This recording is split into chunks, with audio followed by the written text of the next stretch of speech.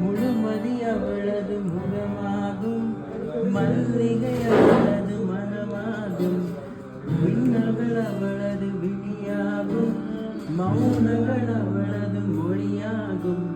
மார்கழி மாதத்து பனித்துளி அவளது குரலாகும், மகரந்த காட்டில் மான்குட்டி அவளது நடையாகும். அவளை ஒரு நாள் நான் பார்த்தேன்,